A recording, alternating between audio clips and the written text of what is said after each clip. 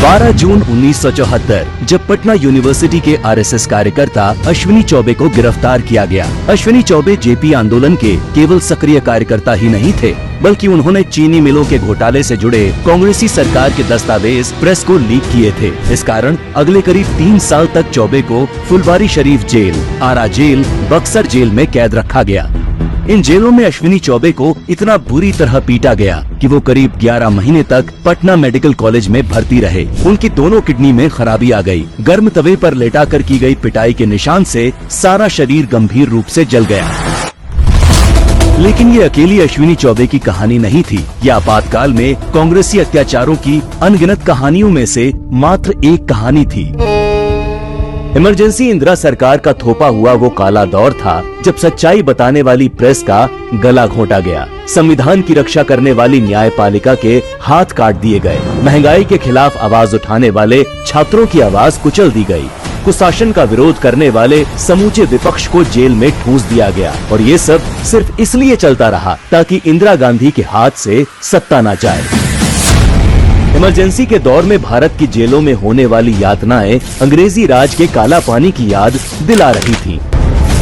इंदिरा गांधी का सबसे ज्यादा गुस्सा छात्रों पर फूटा, क्योंकि छात्रों के नवनिर्माण आंदोलन की वजह से ही गुजरात के कांग्रेसी सीएम चिमन भाई को इस्तीफा देना पड़ा था। वहीं बिहार छात्र संघर्ष समिति भी इंदिरा गांधी के लिए सरदर्द बनी हुई थी। इसीलिए आपातकाल के दौरान इंदिरा सरकार ने सबसे भीषण दमन छात्रों का ही किया। छात्र संगठनों को प्रतिबंधित करके छात्र नेताओं को जेल में ठूंस दिया गया, जहाँ उन्हें पुलिस या ज्यादतियों का शिकार होना पड़ा। तब के दिल्ली छात्र संघ अध्यक्ष और एबीवीपी के नेता 22 साल के अरुण जेटली जी को भी 19 महीनों तक तिहाड़ जेल में रखा गया, जहां उन्हें खाने के लिए मक्खियां तैरती पानीदार दाल और अधपकी रोटियां दी जाती थी।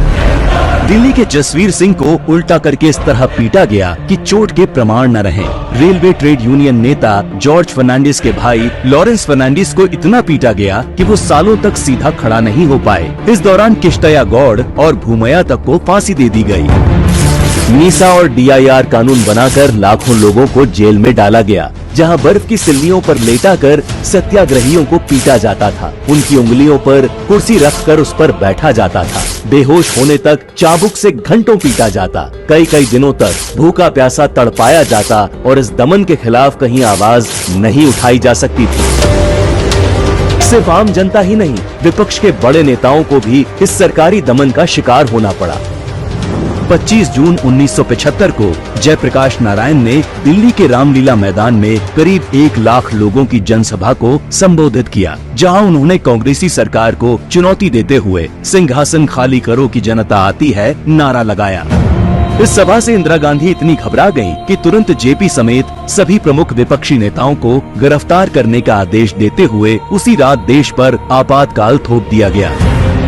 इमरजेंसी के दौरान जेपी का स्वास्थ्य तेजी से खराब होने लगा। कैद के दौरान ही उनकी दोनों किडनी खराब हो गईं और उनके इलाज में बरती गई लापरवाही आज तक जांच का विषय है। आपातकाल की वजह से जेपी की रिहाई के लिए भारत में खुलकर आंदोलन चलाना असंभव था। इसीलिए ब्रिटेन में सुरूर होदा ने जयप्रकाश नारायण की रिहाई के लिए नोबेल शांति पुरस्कार विजेता नोएल बेकर की अध्यक्षता में फ्री जेपी अभियान तक चलाया।